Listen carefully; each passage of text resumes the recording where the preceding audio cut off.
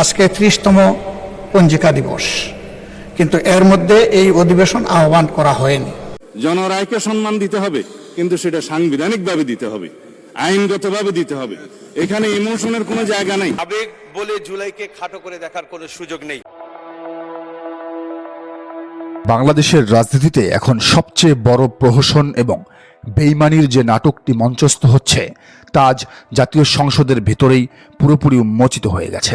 আজ ত্রয়োদশ জাতীয় সংসদের দ্বিতীয় অধিবেশনে যা ঘটল তা শুধু একটি রাজনৈতিক বিতর্ক নয়, বরং এটি হলো জুলাই গণ অভ্যুত্থানের শহীদদের রক্তের সাথে চরম গাদ্দারি এবং সাংবিধানিক ভণ্ডামির এক নগ্ন প্রদর্শনী। আজ আমরা বিশ্লেষণ করব কিভাবে বর্তমান ক্ষমতাসীন বিএনপি সরকার যে গণ অভ্যুত্থানের উপর ভর করে ক্ষমতায় এসেছে সেই গণ অভ্যুত্থানের মূল স্পিরিট জুলাই সনদ বা জুলাই চার্টারকেই এখন বৃদ্ধাঙ্গুলি দেখাচ্ছে।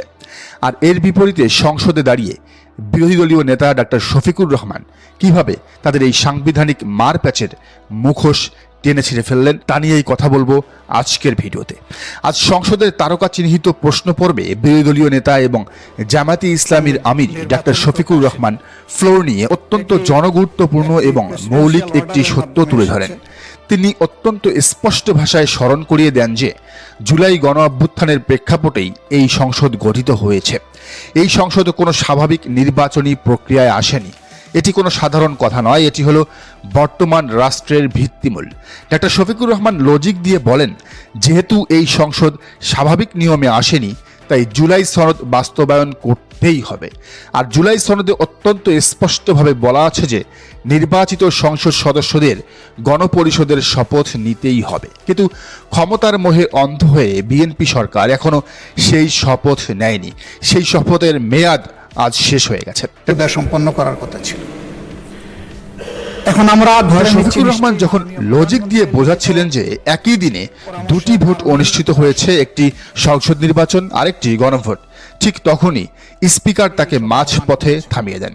স্পিকার অতিরিক্ত সিস্টেম আর সংসদীয় রুলসের দোহাই দিয়ে এই অত্যন্ত জনগুরুত্বপূর্ণ বিষয়ের আলাপকে নোটিশ প্রদান আর ঘণ্টাখানেক পরের কর্মসূচির দড়ি দিয়ে বেঁধে রাখতে চাইলেন। কিন্তু ডাক্তার শফিকুর রহমান দমে যাওয়ার পাত্র নন। তিনি স্পিকারকে চ্যালেঞ্জ করে বলেন বিষয়টি আজকেই উত্থাপন করা জরুরি এবং তিনি জুলাই সনদ বাস্তবায়নের উপর তীব্র জোর দিয়ে তার বক্তব্য অব্যাহত রাখেন। কিন্তু এর জবাবে বর্তমান বিএনপি সরকারের স্বরাষ্ট্রমন্ত্রী সালাউদ্দিন আহমেদ যা বললেন তা শুনলে এই দেশের যে কোনো সচেতন নাগরিকের রক্ত টকবক করে ফুটতে বাধ্য। সালাউদ্দিন আহমেদ চরম দাম্ভিকতার সাথে বললেন, রাষ্ট্র আবেগ দিয়ে চলে না, রাষ্ট্র চলে সংবিধান দিয়ে। শুধু তাই নয়, গণপরিষদের শপথের ব্যাপারটি এড়িয়ে গিয়ে তিনি বললেন এটা নাকি এখন আদালতের ব্যাপার, সংসদের নয়। অর্থাৎ যে জুলাই সনদের পক্ষে দেশের প্রায় 70% মানুষ হা ভোট দিল, সালাউদ্দিন সাহেবের কাছে সেই 70% মানুষের ম্যান্ডেট বা গণরায়ের কোনো দাম নেই। তার কাছে মুখ্য হয়ে গেল সেই পতিত স্বৈরাচারে রেখে যাওয়া বাতিল সংবিধান। সালাউদ্দিন আহমেদ এখানেই থামেননি। তিনি দেশের আপামর জনতাকে চরমভাবে অপমান ও তাচ্ছিল্য করে বললেন, গণভোটের প্রশ্ন আমার পড়তেই সময় লেগেছে 3 ঘন্টা। মানুষ প্রশ্ন পড়ে হ্যাঁ না দিয়েছে কিনা আমি জানি না, চিন্তা করে দেখুন, দম্ভের মাত্রাটা দেখুন। তিনি প্রকারান্তরে বোঝাতে চাইলেন যে দেশের মানুষ না বুঝেই গণভোটে ভোট দিয়েছেন। অর্থাৎ রক্ত দিয়ে লেখা জুলাই সনদ এবং গণরায়ের বিশাল হাঁ ভোট, এই দুটোকেই তিনি স্রেফ উড়িয়ে দিতে চাইলেন। এখন আসুন আমরা বিএনপি নেতাদের এই সাংবিধানিক মারপ্যাচ এবং চরম ভণ্ডামির লজিক্যাল জবাবটা দিই। এই দেশের তরুণ সমাজ যারা বুকের রক্ত দিয়ে হাসিনাকে পালানোর পথ ধরতে বাধ্য করেছে, তারা সালাউদ্দিন আহমেদদের এই পুরনো দিনের পলিটিক্যাল মারপ্যাচ খুব ভালো করেই বোঝেন। বিএনপি এখন ডাক্তার শফিকুর রহমানের সাথে সাংবিধানিক মারপ্যাচ খেলতে যাচ্ছেন। খুব ভালো কথা, আপনারা কথায় কথায় এত সংবিধান করছেন, তো তাহলে আসুন আপনাদের সাধের সংবিধান মেনেই একটু কথা বলি। আপনাদের ওই সংবিধান অনুযায়ী তো 2028 সালের আগে দেশে কোনো নির্বাচনই হওয়ার কথা নয়। তাহলে আপনারা আজ কোন আইনে এমপি হয়ে সংসদের চেয়ারে বসে আছেন?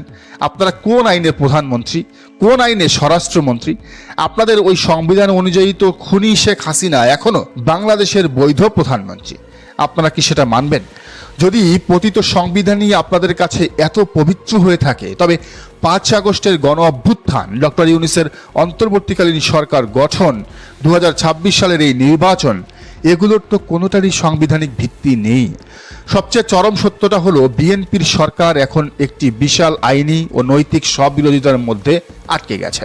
যে জুলাই গণ অভ্যুত্থানের লাশের পাহাড়ের উপর দাঁড়িয়ে তরুণদের রক্তের উপর পা রেখে তারা আজ ক্ষমতার মসনদে বসে সংসদে গিয়ে মন্ত্রিত্বের স্বাদ নিচ্ছে, সেই সংসদে বসেই তারা আজ অত্যন্ত নির্লজ্জভাবে সেই জুলাই সনদকেই বৃদ্ধাঙ্গুলি দেখাচ্ছে।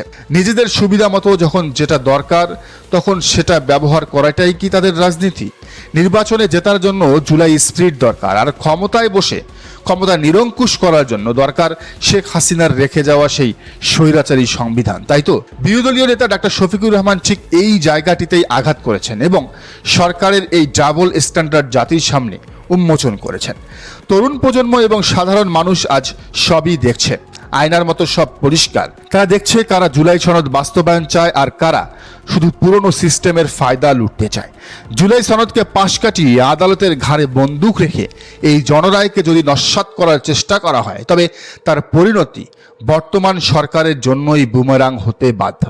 আপনারা যারা কথায় কথায় সংবিধানের দোহাই দিয়ে গণমানুষের রায়কে তাচ্ছিল্য করছেন তারা ভুলে যাচ্ছেন যে জনগণের ইচ্ছাই হলো যে কোনো দেশের সংবিধানের মূল ভিত। এতক্ষণ আমরা জাতীয় সংসদের ভেতরে বিএনপির সাংবিধানিক ভণ্ডামি এবং ডাক্তার শফিকুর রহমানের শক্ত অবস্থান নিয়ে কথা বলেছি, কিন্তু এখন আমরা বাংলাদেশের রাজনীতির এমন একটি চিরন্তন এবং ভয়ঙ্কর প্যাটার্ন বা ধরন উন্মোচিত করতে যাচ্ছি যা শুনলে আপনারা বুঝতে পারবেন যে ক্ষমতার মোহ কিভাবে রাজনৈতিক দলগুলোকে চরম মুনাফিক বা প্রতারক বানিয়ে দেয়।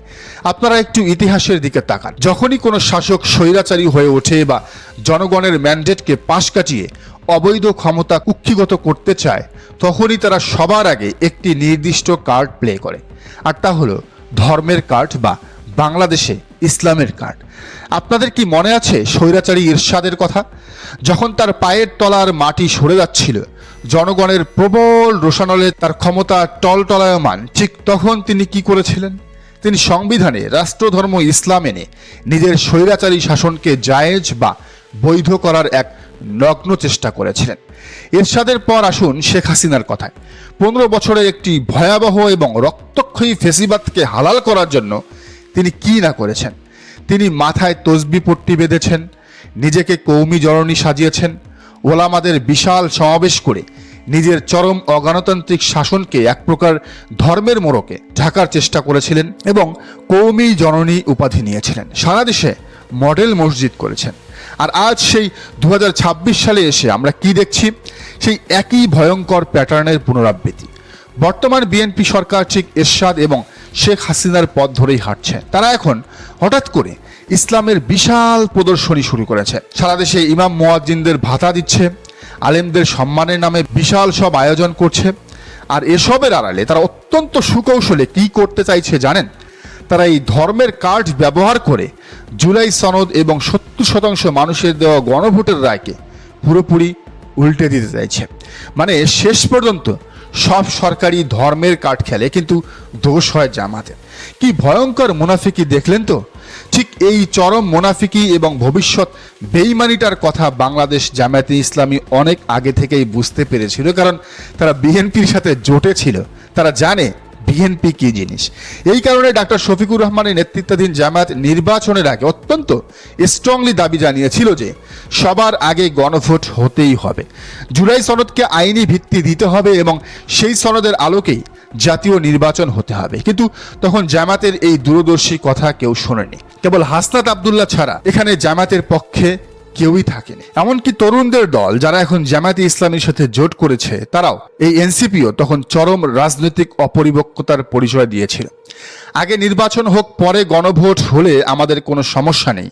আজ সেই অপরিণামদর্শী সিদ্ধান্তের কারণেই এনসিপি সহ পুরো দেশ মাথায় হাত দিয়ে হায় হায় করছে আর আফসোস করছে। তারা বলছে, কেন জামায়াতের কথা শুনে গণভোটটা আগে করলাম না। আর এই আফসোসের কফিনে শেষ পেরেকটি আজ সংসদে দাঁড়িয়ে ঠুকে দিয়েছেন স্বরাষ্ট্রমন্ত্রী সালাউদ্দিন আহমেদ। সালাউদ্দিন সাহেবের কথা শুনলে আপনাদের মনে হবে তিনি যেন স্বয়ং ডাবল স্ট্যান্ডার্ডের অবতার। তিনি এক মুখে বলছেন জনরায়কে মূল্যায়ন করতে হবে, আবার পরক্ষণেই সেই জনরায়ের দলিল জুলাই সনদের উপর যত ধরনের ক্রিটিসাইজ বা সমালোচনা করা সম্ভব তার সবই করছেন। শুধু তাই নয়, গণভোটের ব্যালট পেপার নিয়ে তিনি অত্যন্ত কুৎসিত এবং অধ্যত্বপূর্ণ সব রসিকতাও করেছেন। তার মতে এখন নাকি সংবিধান সংস্কার পরিষদ গঠন সম্ভব না, নির্ধারিত সময়ে জুলাই সনদ বাস্তবায়ন নাকি কোনোভাবেই সম্ভব না। কেন সম্ভব না? কারণ হিসাবে তিনি অত্যন্ত হাস্যকর যুক্তি দিয়ে বলছেন সংসদ নাকি অন্য কাজে ব্যস্ত থাকবে। কি চমৎকার অজুহাত! অর্থাৎ তাদের আসল মাস্টার প্ল্যান হলো বাজেট বা অন্যান্য ইস্যুর কথা বলে সময়ক্ষেপণ করা। এরপর নির্ধারিত সময় যখন শেষ হয়ে যাবে তখন তারা বলবেন এখন তো সময় নেই, তাই আমরা আমাদের নিজেদের মতো করে জুলাই সনদ বাস্তবায়ন করব, অর্থাৎ 90 দিন পার করা কোনোভাবে। তো বিএনপির উদ্দেশ্যে একটাই কথা, সংবিধানের দোহাই দিচ্ছেন তো দেন, গণভোটকে অগ্রাহ্য করছেন তো করেন। আপনাদের হঠকারিতায় আওয়ামী লীগ দ্রুত ফিরবে। কদিন পরে এই আওয়ামী লীগ ফিরেই বর্তমান সরকারকেই অবৈধ ঘোষণা করে হাইকোর্ট দিয়ে সবাইকে পেঁচে ফেলবে। সেদিন আপনারা বুঝবেন বেগম খালেদা জিয়া কেন এই সংবিধানকে ছুঁড়ে ফেলতে চেয়েছিলেন। এস্টাবলিশমেন্টের মজা বেশি দিন স্থায়ী হয় না তারেক রহমান সাহেব। যদি সালাউদ্দিন আহমেদের মতো চতুরদের কথা শুনে আপনি জুলাই সনদকে অগ্রাহ্য করেন তাহলে তার পরিণতি খুব দ্রুতই ভোগ করবেন। দর্শক, আপনি বিষয়টিকে কিভাবে দেখছেন জানান মন্তব্যের ঘরে। আর এই চ্যানেলে নতুন হলে অবশ্যই সাবস্ক্রাইব করে বেল আইকনটি বাজিয়ে রাখুন।